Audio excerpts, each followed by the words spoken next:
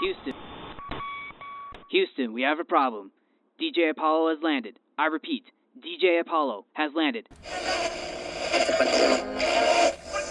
Hear me?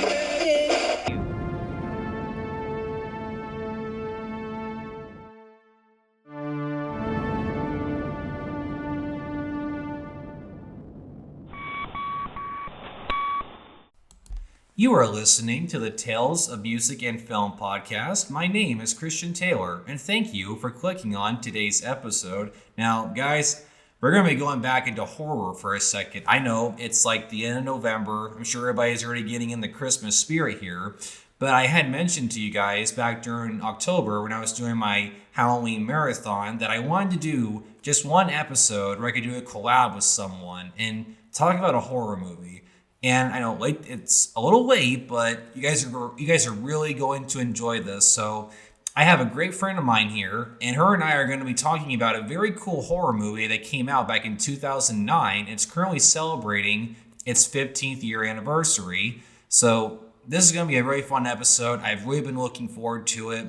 Now, first, I'd like to introduce my friend who's with me. For any of you who have been listening to the show for a while, she was on the show not too long ago when we covered her first feature film called A Mother's Sacrifice. And would you like to introduce yourself? Yes. Hey, it's me. It's Mary Katlin Davis. I think when we talk about Mother's Sacrifice, you guys will remember me from that episode. I'm back and I'm ready to have some fun with Christian again on his podcast. Well, thank you very much for coming back.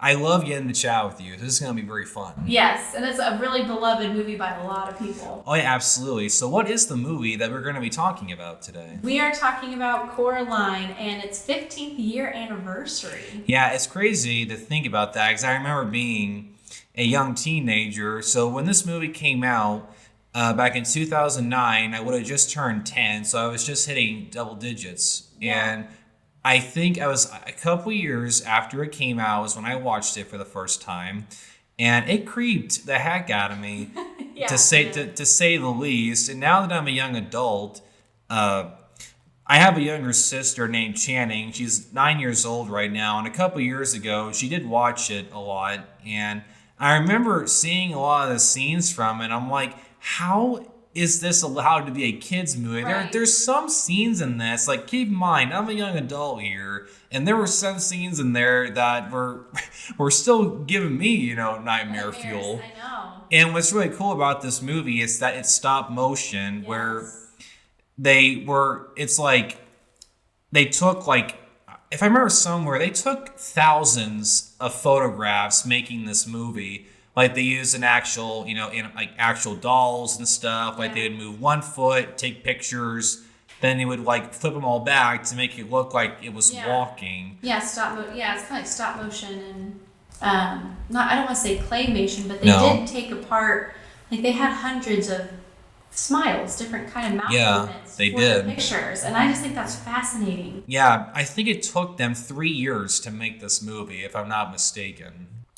Because doing this kind of, movie is not easy, and it takes a very long time. I remember not too long ago, I saw a story where they had auctioned off a lot of the stuff that they used in this movie.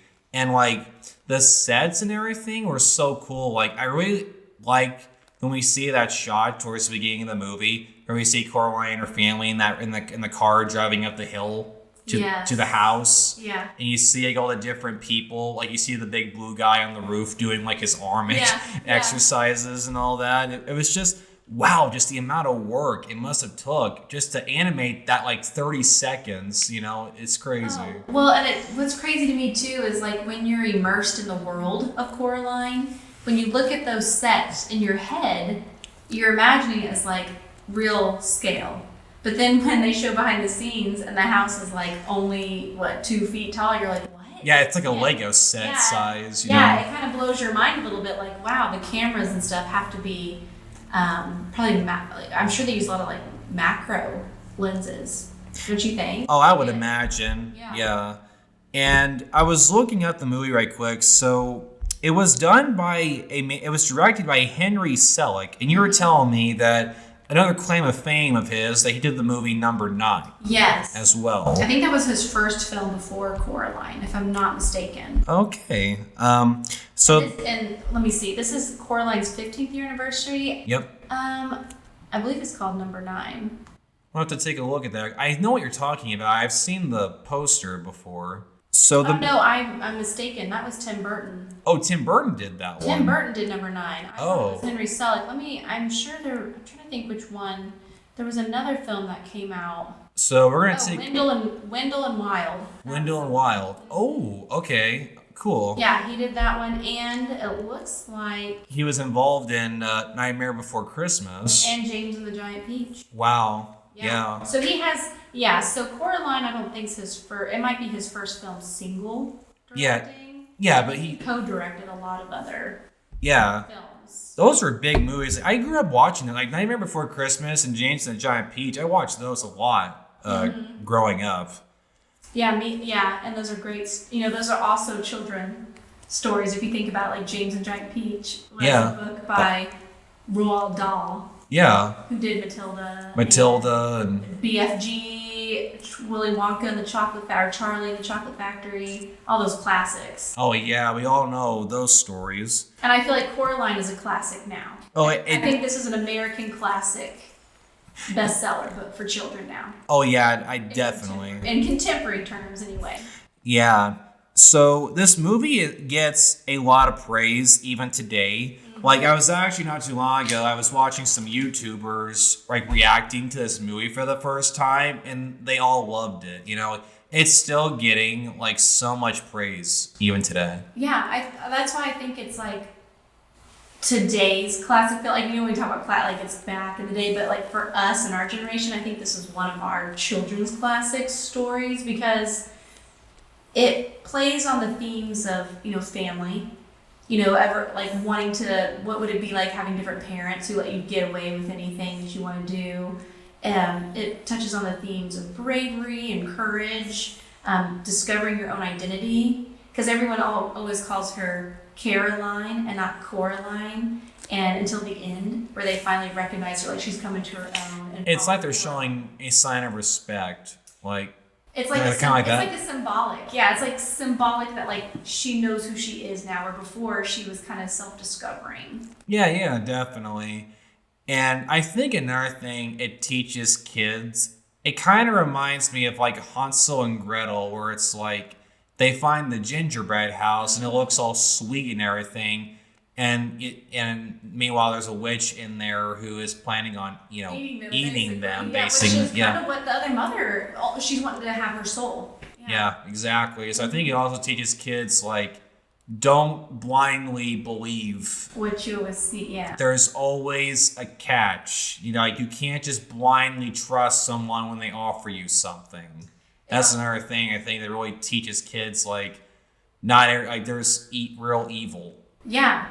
Especially in like everyday lives. Kind of when you said that, started making me think about Faustian wishes, where Ray Bradbury wrote a book called Something Wicked This Way Comes. It's also a Disney movie, which Disney put it out on Disney Plus, please. Mm-hmm. I don't know why they're like gatekeeping that film, but they are. But it's a classic film, classic novel, and it talks about kind of the same thing, where these people have these wishes and desires. And this man called Mr. Dark, who's kind of, like the devil, grants them their wishes, but at a cost. So, like, for example, one school teacher, she wants to be young and beautiful again. And so she gets to be young and beautiful, but then she goes blind. So she can never see her youth and beauty ever again. Yeah. Gotcha. So it's kind of like... that's what a Faustian wish, yeah. Wow, I never thought about that before. Like, be careful what you wish for. Be careful what you wish for. Yeah, absolutely. And funny enough, I didn't know, so not too long ago, I learned that this was based off a book. I'm telling you, the older I get, the more I realize, like, I keep getting my mind blown learning that so many of these stories were books first. I'm like, wait, there's a book of this? Like, you were talking about this. Like, I had no idea that Charlie and the Chocolate Factory was a book. Yes. I did not know that up until very recently, because So, fun fact, Katlin and I are both substitute teachers. Well, she was, but now she's full-time. Yes. But we both work in the education field, and I remember not too long ago, the kids were learning about Charlie and the Chocolate Factory, and I read the book. Yeah. And I told them, like, wait a minute, there's a book of this? And they're like, yeah, I had no idea. I feel like when we were going to school, especially when I look back, because I went to more of a private school, we didn't do a lot of novel studies. If we did, it was very rare. Like, maybe we read I remember Holes and Julia the Wolves. That was basically it. We did our own reading.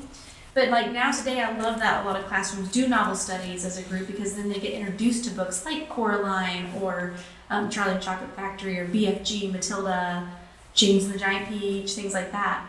It's a book too. Yeah, so do you think those books are still just as important now as they were then, you think? Stories like Coraline and all that, like, do you think they still need, like, kids, do you think kids should still read these? Do you think they're still relevant, you know? Like, Absolutely, and a good example of this would be Harry Potter. Oh. Yes, yeah. I'm a Potterhead. I've read all the books. And there's just some things that films and shows they leave out certain details, or they completely change it a different way to make it fit their directive. And it's kind of like, hold on a second, this has nothing to do with the book. And I think that's like The Witcher right now. Netflix is getting a lot of heat because they're not following the books or the gameplay. They're kind of going off in their own direction, and a lot of fans are getting really upset about it. Yeah, I get that a lot, you know, and I think I've said this a million times. I'm going to sound like a broken record here, but you really need to respect the source material. Yes. Now, obviously, you can't please everybody, but for me, it's just kind of like you need to get as close to the real thing as you can. As possible, yeah. Not Like just you- have the title and make it something different. Completely different, you know, like Yeah. that just drives me completely crazy. Because, like, think about Coraline if we didn't have the book.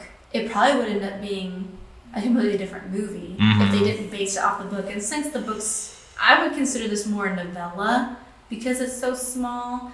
And maybe with a children's book, it's considered a chapter book. But I think because there's so, like, not that many chapters and less pages, you know, if there's 150 pages, a typical screenplay is about 90 pages. They could probably fit, you know, this would be easier to make into a movie without cutting too much or altering, where Harry Potter, that's like 500 pages. That's a little bit different. They have to cut out a lot. Yeah, they're going to have to cut out. I mean, thankfully with the Harry Potter movies, I know we're getting off on a side note. Well, this will be part of this. Like, this will all make sense, but I think the movies overall did a good job of conveying the story well. But I think a lot of the movies did fall victim to cutting out important stuff. Yes, you know, like that makes me wonder, like, since I've read it, I kind of could make connections, but then I would look at my friend or my mom who's never read the book, so I'm like, did that make sense to you? Like, do you understand what's going on, or do you need me to explain something? Mm-hmm. Now, yeah, I totally get that. Now, this brings me to the question. So one of the main things, guys, I wanted to spend a good portion of this talking about is how well did the movie version do with adapting this book? I think great. I do.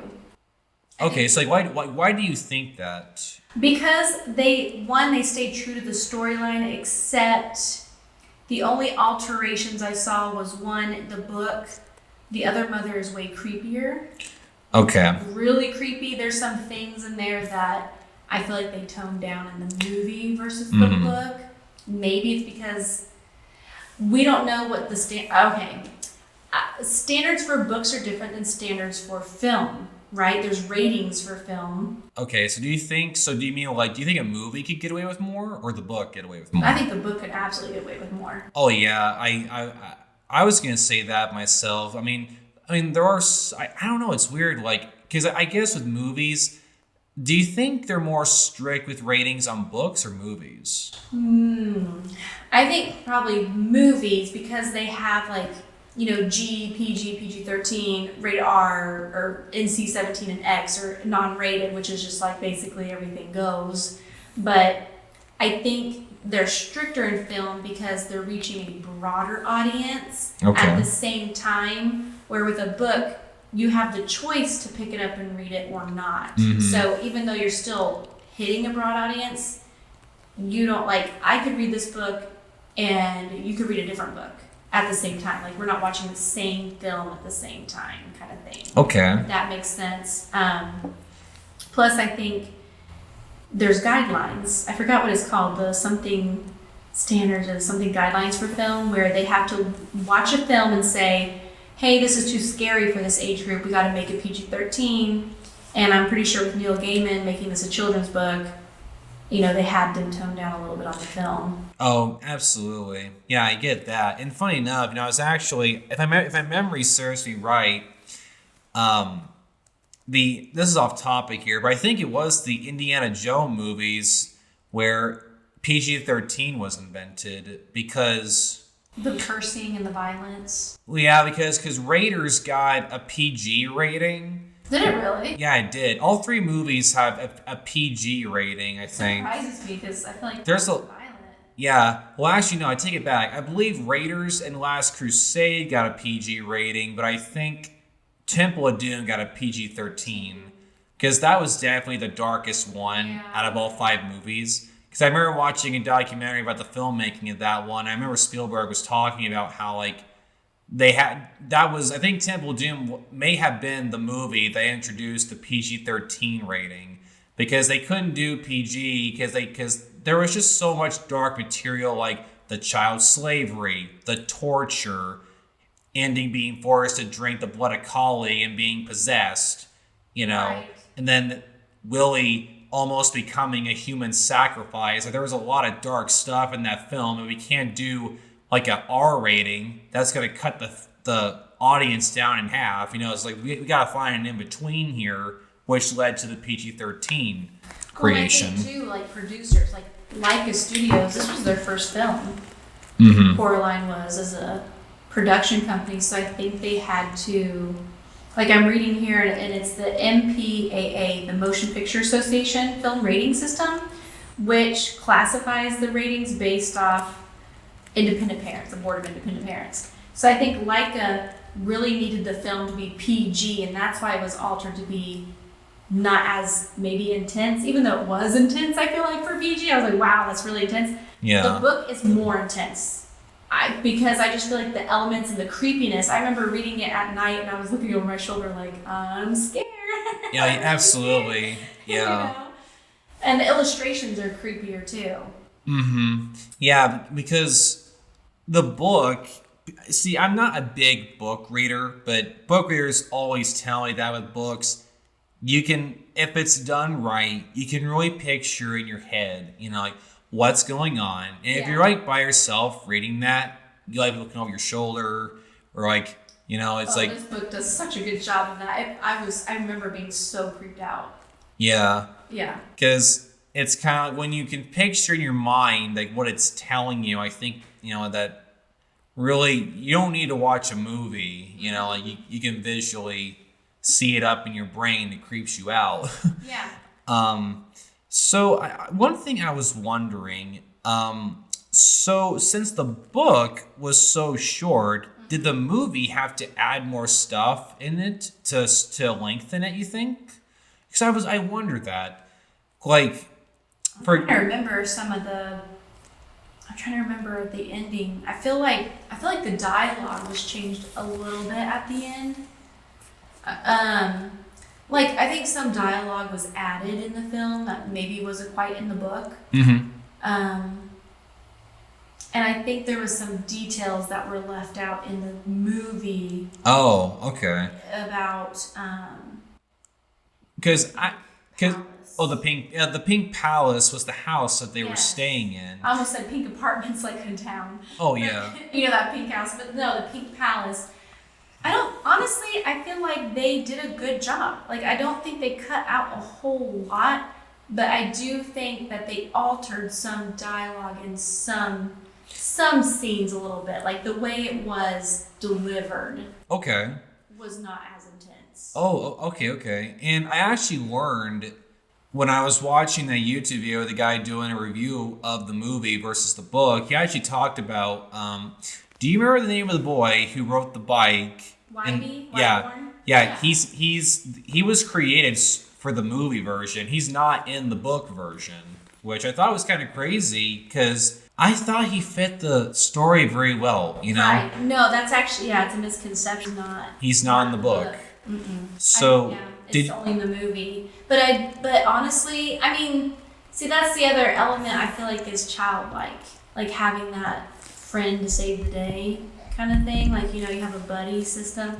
Yeah, because he ends up saving her, like at the very end of the movie, where one of the mothers, one of her hands makes it back into Coraline's world, and she's like at the well. It's attacking her. She's about to fall into it, and then then her friend comes running in on his bike, and then he smashes it with a rock, you know. Right. I'm trying to think.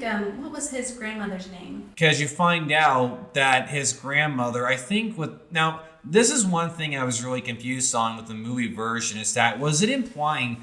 Do you remember the scene where the mother throws Coraline into that closet, and she meets those 3 other ghost kids that were the victims before her? Was the movie implying that one of those kids was Wyborn's grandmother's twin sister, right? Yeah, because there's a lot of fan theories about the movie. I don't know about the book, but with the movie, that Wyborn's grandmother knew what had transpired in the Pink Palace, and that's why Wyborn couldn't go over there and play, because of what happened to her sister. And yet she knew. And that's why she didn't want children to stay at the apartments. Because Coraline would have probably suffered the same fate, but we know she didn't. And the well scene with Wyborn too. Like you said, he came and rescued her to save the day, but that never happened. Coraline was able to trick the other mother's hand into the well. Oh, okay. In the book. In the book version. In the book version, yes. But in the movie version, Wyborn helps her. Okay. Now, do you prefer the book or movie version of it? You know, I like the book because of its creepiness, and it's just really, I mean, Neil Gaiman's a really great author, but I like the movie too because of the colorful atmosphere. I like the pacing. I like Coraline as a character. I really feel like they brought the characters to life. Oh, they really did. Especially the other mother. Like, you have to hate her, but at the same time, you just like love her aesthetic. Right. You know, she looks so cool. And I thought it was so creepy. Something a lot of people don't realize is that, do you remember when Wyborn gave her that doll version of her that he found?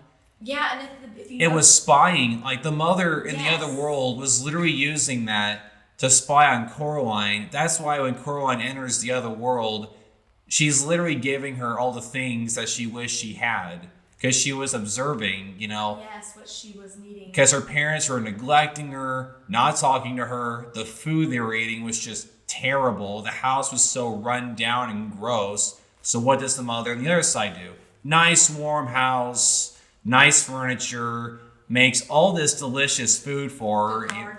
The garden that Coraline's been wanting to make. Because I like this detail where right after she meets Wyborn for the first time, she's in the kitchen at the window. She's like, "Mom, I found a well. I could have fell into it, you know?" Well, yeah. And she's putting bags of seeds on the windowsill, you know, or the rash on her hand. And the mom was just like, her real mom didn't really do much about it, but the other mother, you know, was filling that void of nurture. Yeah, exactly. But what's funny is, like, in the book, I don't remember in the book if there was a garden or not. See, it's been a while since I've read. I need to reread it again because it's been like a couple of years. But I think there wasn't a garden in the book. Okay. Because I know the garden was kind of like the dad the fake dad trying to lure her to trust him. But you know? she does meet her other father, but in the book I think she was more cautious of him versus like I don't think there was a garden in the book. I don't think there. See, I feel like that's filler stuff. It's in the movie kind of they gotta stretch the length, stretch it out. Like I said, the book is like 150 pages, and there's not a lot of words on the pages. So right. They probably added some, dialogue, added some filler things to, like you said, stretch it out to maybe 90. I don't know how many minutes. I forgot. I think the standard movie length for today is, I think a movie has to at least reach 90 minutes, which is an hour and a half. Yes, an hour and a half is usually typical. Yeah, for a movie. Yeah, it's crazy, so a little side note, guys. I was telling Katlin and her husband Brad that I was actually watching I was doing this John Wayne binge these last couple of weeks, and I've been watching a lot of his old westerns that he did way back in the 1930s, and those movies were an hour long, and that was it. Because that was 60 minutes. It's like back then, that was the standard movie length, was about an hour, and that's it. I heard this is off topic too, but I heard the new Wicked movie's 2 hours and 51 minutes. Wow. Yeah.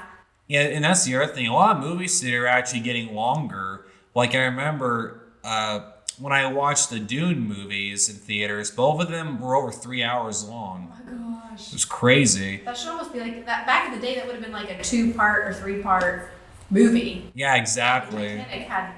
Titanic had an intermission or 2-part, It was 3 hours and 27 minutes. And what's more crazy is if you add in all the deleted scenes, it would have hit 4 hours. That's insane. Yeah, that's crazy. And the Lord of the Ring movies back in the early 2000s, you watch the director's cuts of all 3 of those, that's like 4.5. Well, and it's funny that some movies are getting longer because I feel like now with the youth, attention span is not there. Oh, you think so? I think so. I think because they're so used to watching TikToks, Snapchats, YouTube, I think after a while, the attention's gone. Yeah. I mean, I feel like if it's going to be something that's long, it's got to be engaging the whole way through. Because I was, last night, I like to show my kids 90s movies, and I had Elwin and kind of watch A Little Princess. And they got through most of it, but I noticed about halfway, they started to get kind of antsy, moving around a lot, and I thought, when I was their age, I would have sat through the whole thing. You would have sat through the whole thing. Totally watch it, So yeah, I don't know. I think a story has to be really engaging and hook right away. Yeah, and for me, I don't know, it's weird. For me, it's just kind of it doesn't take much to really please me when I watch something. And when I went to go see the first Dune movie, for example, we got an hour in. My buddy Brady was with me, and another friend of ours, Layla, was there too, and they were both ready to go home by the time we hit the 1 hour mark. They just weren't into it. Right. They weren't really giving it a chance. I'm sitting there, I'm genuinely enjoying this. Yeah. But, they wanted to leave. They weren't enjoying it at all, and it's just guys, this is really good. What do you mean you're not liking this, And I guess, I don't know if it's just because it wasn't fitting the cup of tea, or if it's just, with Dune, for example, there's a lot of backstory and world building that you have to keep in mind at a very slow start. I will admit that, but that information is important. They're trying to build this world for you so you understand how it works, I feel like that's how books are too sometimes. I feel like sometimes people give up on a book because you got to build the setting, got to introduce the characters before the action starts to take off, like the hero's journey. Sure, yeah, the hero's journey. Now, the question is, do you think the movie or the book may have done that better? Because I think the movie, like you said, it did a really good job bringing the characters to light. Now, do you think it did a good job of really making you like them and care about them and stuff? Do you think the book did a good job of that? Or do you think the movie was better with it? I think the book. You think so? I think the book just starts right away. You think, okay. It goes right into it, where in the movie, if you notice, there's a lot of slow pacing with her, and they introduce Wybie and things that weren't necessary in the book per se to keep the story from going. So I think the book starts a little bit quicker. Oh, okay. With the action, where the movie, it takes kind of 20, maybe 20, 25 minutes before we actually get to the other side. Oh yeah, I would say at least the first 30 minutes of the Coraline movie was really setting up her situation. Like I remember when they first get to the house, you know, we see her get out, you know, with her suitcase. She goes in. Counting the windows and then like, exploring. you know, she walks in to talk to her dad, and you find out her dad's, you know, this huge workaholic, typing on the computer. He's like, he hands her a notebook and a pencil and tells her, like, just go around the house and like count the doors, count the windows, just let me work, you know. Right, yeah. So he's just trying to get her to do literally anything so he can work. Yeah. So again, really building that neglect, the feel of neglect. How do you say it? Neglect. Neglect from her. Yes. And she tries to talk to her mom. She's in her kitchen or on her laptop doing the exact same thing. So we see her running around the house, like that scene. She goes in the bathroom and there's like bugs all over the wall. The tiling, and then she turns on the faucet and brown water comes out of it, you know, and she's just wandering around the house. But I mean, I know in the book wouldn't have talked about that, but I think the movie doing that was really cool because you really felt the isolation. I think that too, and I think also they were trying to show us the dynamic of the location. Like, here's the Pink Palace, because once we go to the other side, it's still that world, but they're showing her side was gray, even though it was cloudy, gray, foggy, but then the other side was colorful. And it also showed on that other world when she would try to go past the trees, it became like a white void, and then it would re-enter into just that little area. Where in her real world, she could go to the store, she could go try on gloves at a clothing store. Mm-hmm. So I think the movie was trying to set up like, here's the map of the realm that we're focusing on. Where in this book, it doesn't focus so much on like that. You know, it tells you the setting, but you don't have to actually, I guess for a movie, like they have to set up scenes so that they can get the story across. Does that make sense? Like, yeah, definitely. Yeah, I definitely get that. And one of the things I liked about the ending of the movie was that everything's colorful now. Like we see all the characters getting together to make the garden in front of the house. And it's like the color was all there.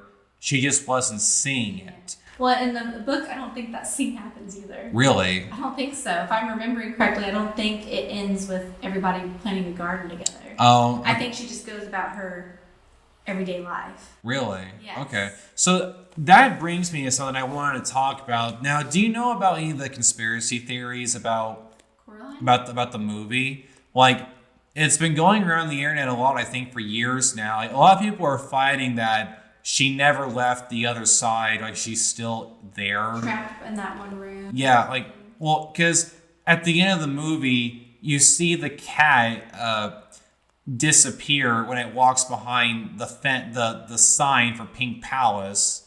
So that's making people wonder, it's like, okay, did she actually leave the other side, or is she still in there, or she just doesn't realize it? You know, like... Well, if we're basing off the book, I think no. But if we're basing off the movie, so Leica's made a bunch of films, right? Mm-hmm. They made Coraline, big seller. Even when they were re-released it this August, I think it was, for their 15th anniversary, I think they made like over $20 million. Really? On a re-release, which is wow. insane. So they've made Kubo and the Strings. They made Paranorman. What's the other one? Box Trolls. They've made some films, but they have not quite done so well as Coraline. But you'll have to check out the trailer. They're coming out with a new movie called Wildwood, which is based off of a book. So Coraline was based off of a book, super successful. The other movies were not. Now they're doing Wildwood, based off of a book, and the correlation people are speculating is that Wildwood and Coraline are the same dimension. And so the producers have also said, yes, Wildwood and Coraline, that's where the other mother was from, like that other world that's connected to Wildwood some way. Okay. So I think we're going to learn about what Wildwood is and like what this dimension is. And I have not read the Wildwood books yet, but I think I might with my son, because people have like praised the books to be really good, like amazing. Okay. And it takes place in Oregon, kind of like the movie does. The book, I think it takes place in the United Kingdom.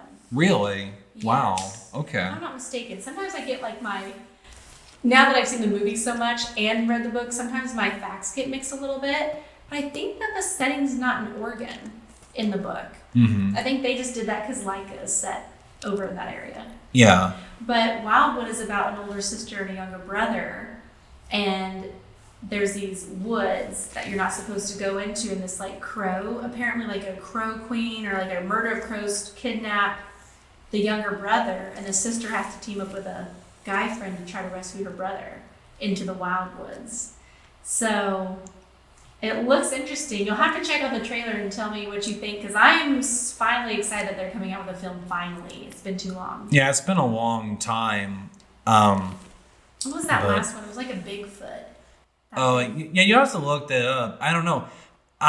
Yeah, the only, like, Coraline is one of the only, like, stop motion films I've seen. Like, growing up, I watched, Missing Link. Okay. I didn't like that one that much. You didn't like Missing Link? I haven't seen it, so was it kind of, did it bomb? Did it not do very well, or? I don't think it did that great in theaters either. I think Kubo and the 12 string, or what was that called? Kubo and the 2 strings did pretty well, and I think Paranormal did. Norman. But Box Trolls and Missing Link, I wasn't crazy about. It was kind of like, it didn't wow me like Coraline. Oh. I think everybody just loved Coraline because even today, like we were talking about attention spans, right? Even with the slow start, my son and daughter were hooked.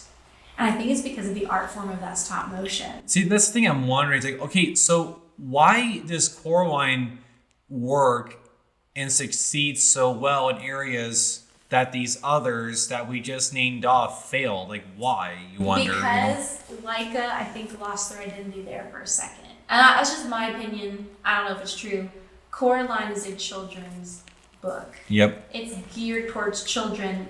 And Neil Gaiman wrote the book for children, but has a little bit of maturity, like a little bit of that spooky, you can get scared, but you're safe. And they stuck to that, and Coraline was great. But then I think they started, they realized adults and liked Coraline, and they started to try to get more mature with their films and scripts, and it was kind of like, it just didn't work. It was supposed to be entertaining for a child. It's kind of like Disney movies. Disney movies are supposed to be made for children, but adults enjoy them too. Adults enjoy them too. It kind of makes me think of all the Disney shows they did back in the 90s. Mm-hmm. I feel like adults and kids enjoy those. Yeah, like Aladdin and Aladdin. Tarzan. Yeah, Tarzan. I like those just as much as a kid would. Yeah. Yeah, because it's entertaining. It has great music, and it has those elements of. I think Coraline had elements of mystery. Yeah, it really did. It got you thinking, what is this place, and how's she gonna get out of here? And you felt the anxiety she felt. You're nervous, is she gonna live? Is she gonna die? With some of these other movies, Kubo was okay. It was okay. I think Paranorman was probably the closest to Coraline as being successful, because Kylan really loves Paranorman. It's about a boy who can see dead people. Oh, so it's kind of like Sixth Sense then. So kind of like that. A little bit, but it's more like the town. He accidentally unleashed a curse or something, and he has to try to get the curse back. Oh, not a witch's curse, but he can see for some reason the undead. Now, Missing Link was very mature. I don't think any child would have liked Missing Link at all. It was just too mature. I think Kubo and the 2 strings had elements, but again, it kind of was a little too mature. I think Box Trolls, again, I just think it was too mature. It didn't have that fairy tale essence. So by mature, do you mean too serious, right? Is that what you mean? Yeah. So there needs to be an even balance of the seriousness versus some of the more comedic for kids. Is that what you mean? Yeah, a child's going to want to watch more of a film about a child. And, right. Versus let's watch adult explorers go explore, unless they made it campy. And I don't know. I feel like Missing Link just fell. My husband even agreed. He was so excited because it was Leica. We've always supported Leica in the theaters, but Missing Link was a total flop in my opinion. It was just didn't have that magic that Coraline has. Okay. Coraline had great actors, voice actors. You met him. Yeah, so I actually met, so for anyone who doesn't know, so there's an actor, his name is Keith David. Now, I didn't know this until I went to the convention, but the guy has done a lot of voice work. I did not know that. You see, I went to, so there's a Comic-Con I like to go to called Flashback Weekend. It's a horror-based Comic-Con. They do it every August in Rosemont, Illinois.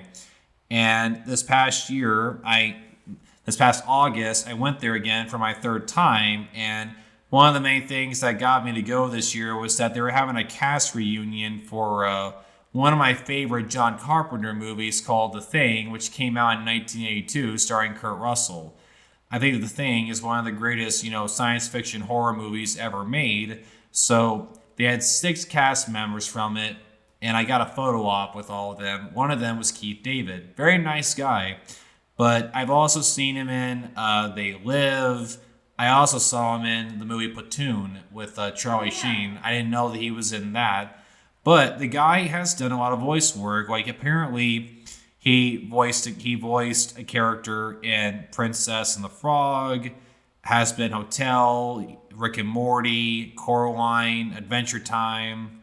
Oh, Adventure Time, wow. Yep, and he's done a lot of voice work, and I didn't realize that. And he voiced the cat in Coraline. Yes, which he did great. Oh, yeah, I thought he did a great job. I loved the cat character because it's kind of funny, like, he was really trying to be the early warning that you shouldn't be doing this. Oh, absolutely. And she didn't listen to him, He was trying to tell her, like, the mother's not who you think she is, Right. I think that's what it is. I think Coraline's movie success was, you had these voice actors who made the characters really come alive, even though they're puppets. Mm-hmm. I think because they use Neil Gaiman's story, it has great character development, and it dares to go into the dark and scary, but still be safe. I don't know if that makes sense. Like, it's like you go on a roller coaster. You go to a roller coaster to get scared a little bit and have a thrill, but at the end of the day, you're going to get off the roller coaster. Yep. I think Coraline's like that for kids. Like, it's suspenseful, it's scary, it's disturbing, but it still comes back to home. Like, it still comes back to we're happy, we're safe, everything's okay.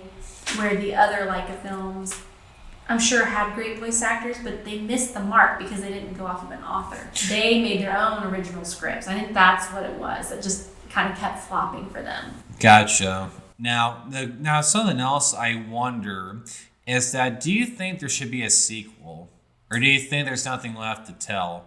Because I've seen, if you actually go on the internet and look, there's been a lot of growing popularity. People are like, I want a sequel with, like, Coraline older, like high school or something, Man, I don't know. I think instead of a sequel of Coraline, because it just is such a great story in itself, I think if they were going to do that, they'll have to do an original story, like with some of the others. I don't know how well it would do, unless Neil Gaiman was one of the co-writers, and I think that would make it a huge success, because this is his story, it's his world. He would have to be involved because, like you said, the story in this movie was so perfect for all the many factors that we've gone over so far, but the source material played a big role in this. So if they were to do a sequel, without him being there to lend a hand with, like, the story, I don't think it would hit the mark. Because this one, they had nothing to base it off of. Mm-mm. Nothing. They're literally starting from scratch. So they would literally be like, what are we going to make this about? Yeah, exactly. Try to figure out. But it's like, I guess the other mother is technically not dead. She just can never access our world again. They would have to go back to that, like, is there another way for them to access that world? Is Wildwoods going to dabble into that a little bit?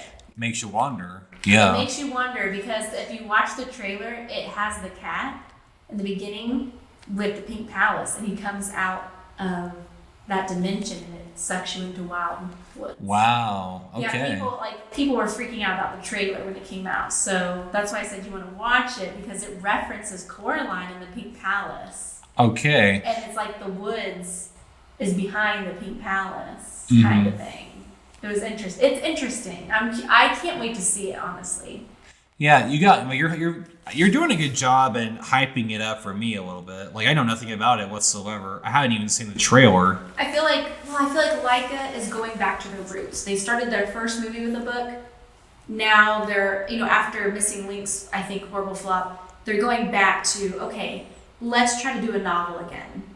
And maybe that's the reason why these last few just didn't hit the mark. No, because they were not based off novels. They were original screenplays, which original screenplays are great too.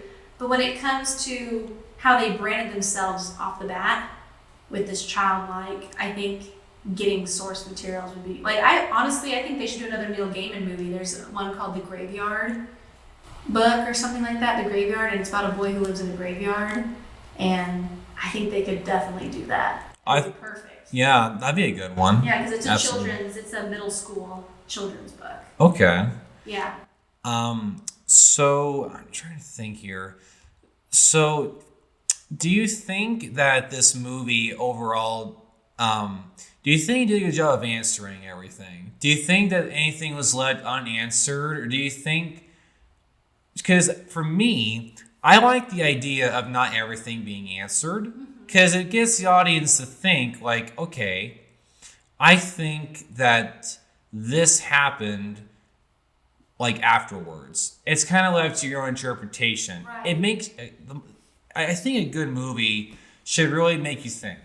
Yes. After it's over. So do you think that it did a good job of answering everything? Or do you think it left something a little unopened, you think? I mean, the only thing that would be left unopened is like when the cat Disappears. Yeah. And it makes you wonder, is this some type of dimension or world we're unaware of, that there's other worlds? Yeah, I definitely agree with you. Like, it does make you wonder, okay, how many worlds are there besides this one? I think it was definitely hinting that. And especially with that new movie coming out, yes, I think it's definitely adding more fuel to the fire of, okay, there's definitely more worlds than just this one. Yeah, and if they can find other books that might, could be interpreted as these other worlds, I think they could have a lot of hits. Yeah, 100%. It's kind of like the MCU with like children books, or like Marvel, even when they have all these other universe, these worlds come together. Multiverses. Yeah, multiverses. Yeah, and so going back to the book for 1 second, I just want to clarify. So, did the book do a good job of wrapping everything up? Do you think? I think so too. Yeah. Okay, so Coraline just goes back to living the normal life, and that's really just the end. Yeah, pretty much. Like she conquered the other mother. She was able to get out of the world, save her parents. So yeah, and go back to it. Yeah. So I think it wrapped up kind of the same, except that there's no garden party at the end. Oh, okay. So now the question is, which ending do you think worked better?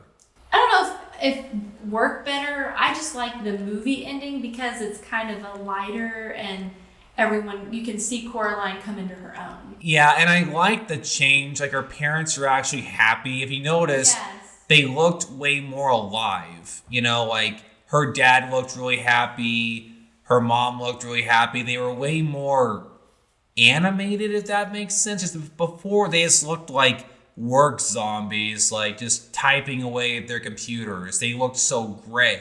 But at the end, there's actually color in it, so I enjoyed that myself. I think that ending worked a lot better because it showed the growth and change, how all the good things were there. It's just Coraline wasn't seeing it because of the dark state of mind that she was in, of being neglected. Well, moving away from her hometown to a new home, that's a scary. Yeah, missing her.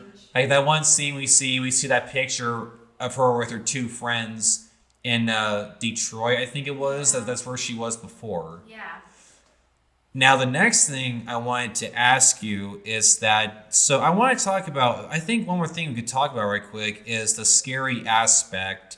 Now, obviously, the movie did have to tone down some of the scary stuff from the book, but I'm telling you this, even with them toned down, there are so many scenes in this that scare the crap out of me. I was like, this is a kid's movie? Like this scene, I'm telling you, the scene that gets me is right after the mother reveals herself Coraline like goes into that room with her fake dad playing that creepy song on the piano, and we see that creepy animation where the hands in the piano like grab them, they're like controlling them or whatever. Yes. Like, Yes. oh man, like I made a long face and mom didn't like it. It was just, oh my gosh, just it's just so creepy. A scene that really creeped me out was the old ladies when they were done. Like she had the rock, Coraline had the rock, and she was searching for the little souls.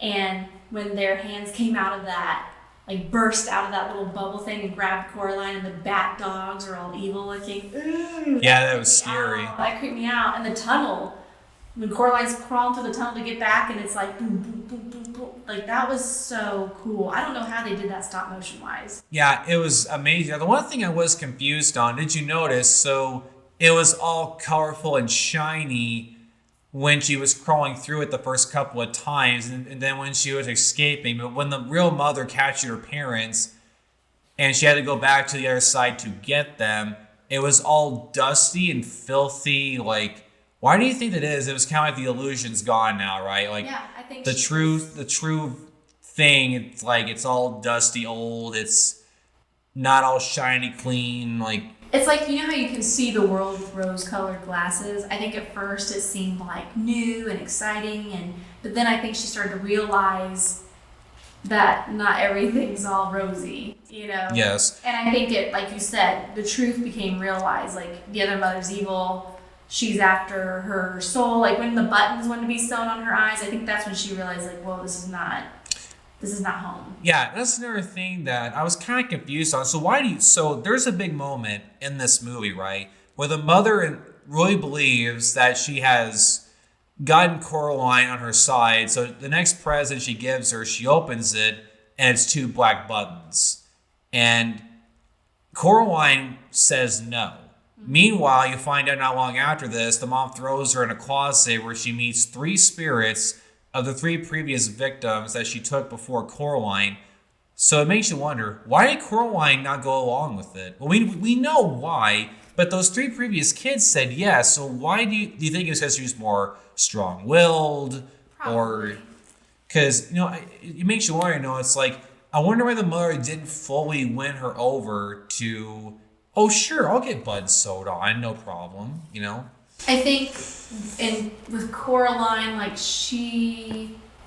think there was one, she had the cat guiding her too. I think there was the signs, like the rats. There was the Wybie in the movie, kind of gave little hints about the house and why children couldn't be there, where before, who knows who owned the Pink Palace and what, you know what I'm saying? Like, I feel like there's context where Coraline had clues that hinted towards something was The facade Yes. wasn't working as well with her as it did the previous kids. Well, and other mother too, she hasn't had a meal in a while. So I don't think that she can keep the facade up as well. Okay. Yes, and I think Coraline could see through that a little bit. Okay, yeah, that makes a lot of sense. Now, I'll tell you what, though. Another scene that really got me was, now this was just beautiful animation, was when, during the final battle where Coraline throws the cat at the mother, and then like she falls into like that spider web looking thing. So cool, isn't it? Yeah, it was just so, like, it was sick looking, to say the least. And then the cat claws off the mother's button eye, so now she's blind. And she's like looking around for her, and Coraline's climbing up behind her, trying to get out of the pit, She felt the vibrations, yeah. Yeah, that was just so cool. That was. I think that's when it was revealed who the other mother truly was. Yeah, just this spider, Fell down, yes. Yeah, creature is just wow. And the other thing, one last thing. So another thing I was kind of confused on. So why was fake dad and fake Wybie helping her? Like, it's like at first they were going on with the facade, but once the reveal was made, like fake Wyborn was the one who helped her escape once she was thrown in the closet. Why was he helping her? I think because the other mother, like, she creates puppets, right? Like, we see her sewing dolls and stuff. And so I think when she created the other father and Wybie, she was making them to have the same personality and thought process as the real ones, right? Like they had to act and behave as the real ones. They were just as slaves as anyone else there. Right. They weren't like there for free will. The father was a pumpkin, and the Wybie was like just a sack puppet sewn, because remember it had like the feed or whatever, the beans that come out of him. He was just like a flag. She created them to do her bidding, but I think as they got to know Coraline, they just actually began to care for her and didn't want her to suffer the same fate as like them. Yeah, because fake dad literally gave her, like the last thing he did before he got destroyed was he handed her one of those glowing balls that she needed. There was 3 of them total, and he handed one to her, Yeah. So they literally helped her save herself, in the end. To pretty much defeat the mom. Yeah, because I think they all wanted just freedom. I think everybody there wanted freedom because they were trapped in her web. Yeah, just like the kids. Yeah, that's a very cool concept. And Coraline was their way out. Was the way out. Yeah, definitely. Now, one last thing I wanted to ask you, Katlin, is that overall, what would you rate the book, for example? If we had to, out of 10, what would you give it? Oh, I would probably give it a 9. Oh, 9 out of 10, huh? Yeah. Nice. Okay. Because it had that much of an impact on me when I read it. Oh, yeah, definitely. When something really leaves an impact on you, you have to give it like a very positive rating, Like there's a lot of things I grew up with as a kid, like Star Wars: The Clone Wars, for example. Yes. That was the childhood TV show. I don't care how much crap the next generations have said about it, it'll always be a 9.5 out of 10 for me. Right. It's some of the best Star Wars writing I've ever seen. I will die on that hill. Yeah. So I totally get that. Now, what would you rate the movie? I would rate the movie a 9 too. 9 out of 10, huh? I think because it had the same, when I was watching it, I knew somewhat what to expect, but it kind of exceeded a little bit of my expectations in the sense that it had new elements added. Okay, so you went in with a certain not sure what to expect, and then it just blew the expectations away, and the way creep level too. the creep I was level. Whoa, it's they stayed true somewhat to the creepiness. Okay. Yeah. Wow, yeah, I definitely. Now for me, I think I'll give it an 8. Okay. I'm gonna say 8 out of 10 because when I saw my sister watching this a couple years ago, it had been almost a decade since I've seen it last. I remember seeing some scenes from it. I'm like, this holds up so well. Right? And I'm still creeped out by it as a young adult, So that's how you've made something really good, where it really stands that test of time. And like you said, it's clearly entered classic territory. Yeah. I really do believe that myself. Yeah, it's definitely it's classic now. For that many people to show up for the re-release. It just speaks volumes. I think definitely 100%. Now, one last thing, guys, before we decide to end this, we actually have a cameo from someone. We are about to get a first-hand account from a kid on what she thinks about this movie and what her rating would be.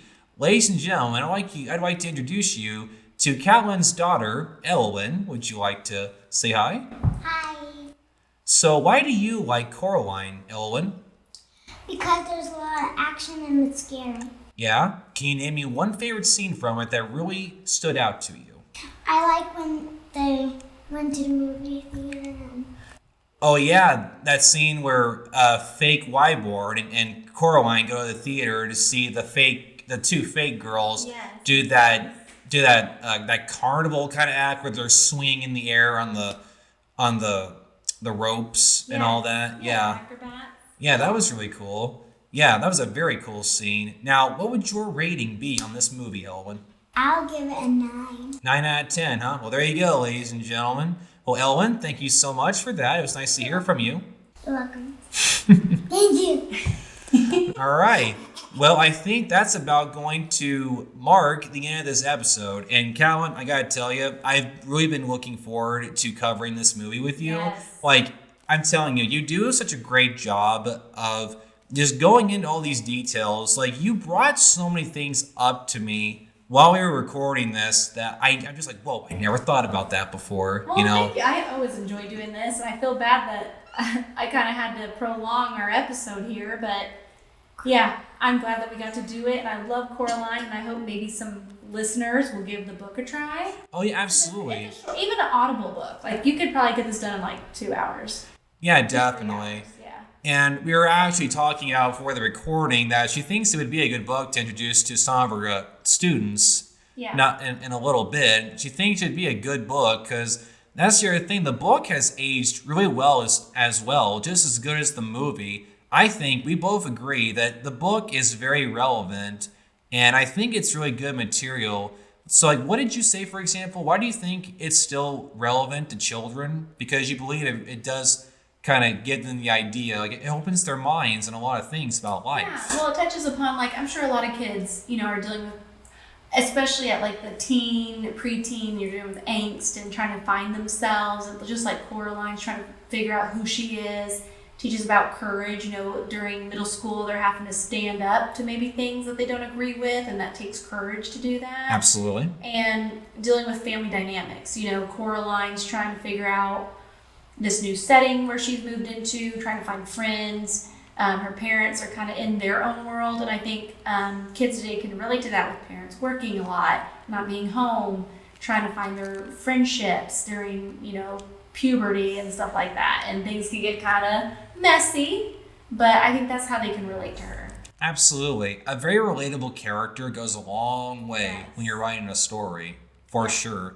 But guys, that's going to mark the end of this episode. I hope you guys really enjoyed this one. I had an absolute blast getting to record this with Katlin, and I want to thank you for coming on the show again. Well, thank you for having me on the show. It's always fun. Yeah, absolutely. And Elwin, thank you so much for being on the show as well. You're welcome. All right. Well, hey, guys, you take care of yourselves. Stay positive. Keep living life to the fullest. And keep taking opportunities that come your way, because you never know where it might lead you. And just stay positive, all right?